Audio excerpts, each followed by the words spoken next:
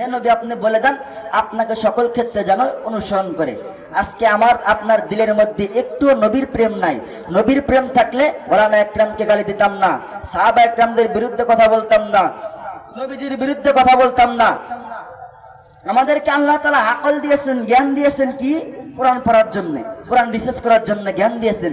কিন্তু আমরা উল্টো বলি আল্লাহকে কে তৈরি করেছেন? আল্লাহকে দেখা যায় না কেন? নবী কেমন দেখতে? নবীকে কি জন্য দেখা যায়?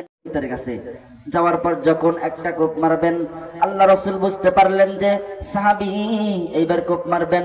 আল্লাহ রাসূল দাঁড়াইতে বললেন, এক পর্যায়ে ডাকতে বললেন যে তোমার সন্তান যদি মারা যাইবে আমি দাফন কাফন করাইব। এক পর্যায়ে আল্লাহ রাসূল সাল্লাল্লাহু আলাইহি ওয়াসাল্লাম বাড়ির দিকে চলে গেলেন, সাহাবীরাও চলে গেলেন। লম্বা কথা সংক্ষেপ করে দিলাম। এইবার সাহাবী একদিন অসুস্থ হয়ে পড়লেন, তরুণ অসুস্থর মধ্যে পড়লেন। এইবার বলতেছেন আব্বু একটা ওয়াদা দিবার চাই, ওয়াদা রাখবেন নি? বলতেছেন বলো বলো। আব্বু আর আম্মুকে ডাক দিয়ে বলতেছেন বাবা মা শোনো, আমি মৃত্যু পর, আমি ইন্তেকালের পর আল্লাহ রাসূল আসবেন, আর আল্লাহ রাসূলকে যেন দিনের বেলায় খবর দিয়েন না। আমি মৃত্যুর পর আল্লাহ রাসূল রাত্রি বেলায় যখন আসবেন তখন বেঈমান কাফেররা তখন আল্লাহর নবীকে পাকড়াও করবেন। এই জন্য রাত্রি বেলায় খবর দিবেন না, দিনের বেলায় মারা যাওয়ার পর আল্লাহ রাসূলকে খবর দিবেন, আল্লাহ রাসূল যেন দিনের বেলায় আসেন।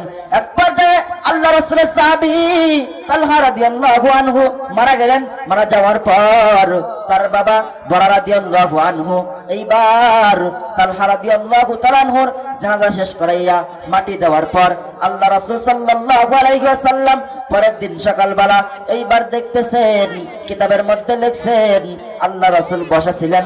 এক সাহাবী ডাক দিয়ে বললেন রাসূলুল্লাহ আপনি কি খবর পাইছেন নি? বলতেছেন কি খবর?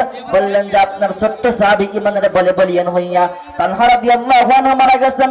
আল্লাহ রাসূল বললেন চলো চলো তালহার বাড়িতে চলো।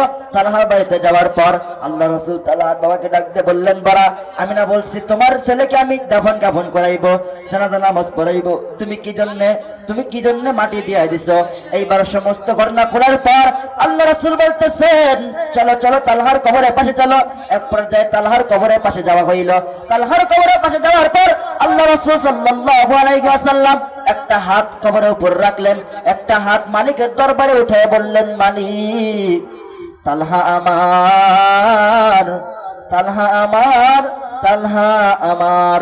এই তালহা তোমার হাবিব নবীর প্রেমে প্রেমিক হইয়া, দিবানা হইয়া, প্রেমিক হইয়া, ইমানের বলে বলিয়ান হইয়া পিতার কল্লা কাটার জন্য যে মহাব্বত দেখাইছেন আমি রাজি হইছি, তুমিও রাজি হইয়া যাও।